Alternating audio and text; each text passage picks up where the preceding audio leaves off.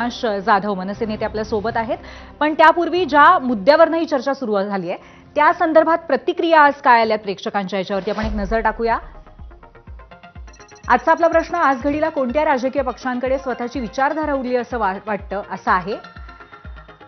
आणि अर्थातच त्या संदर्भातले पर्यायही आपण बघतोय आणि यावरती प्रतिक्रिया काय आल्यात आता आपण पाहूया काही निवडक प्रतिक्रिया. एक वरून योगेश बोरले म्हणतात, सत्तेच्या गणितापेक्षा ज्यांना जनतेचे प्रश्न आणि मराठी अस्मिता महत्वाची वाटते तीच खरी विचारधारा.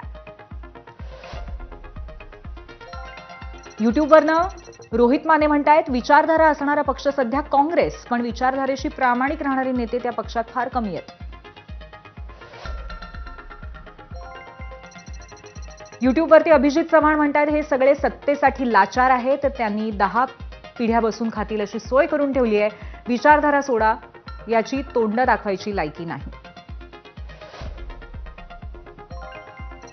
युट्यूबवरून जालिंदर वायकर म्हणतायत, या सगळ्याच पक्षांनी विचारधारा सोडून दिल्या आहेत. फेसबुकवरनं शौनक भिडे म्हणतायत, ठाकरेंच्या सेनेकडे बाळासाहेबांची विचारधारा, मराठीसाठी कळवळा आणि महाराष्ट्रासाठी खरी आत्मीयता आहे.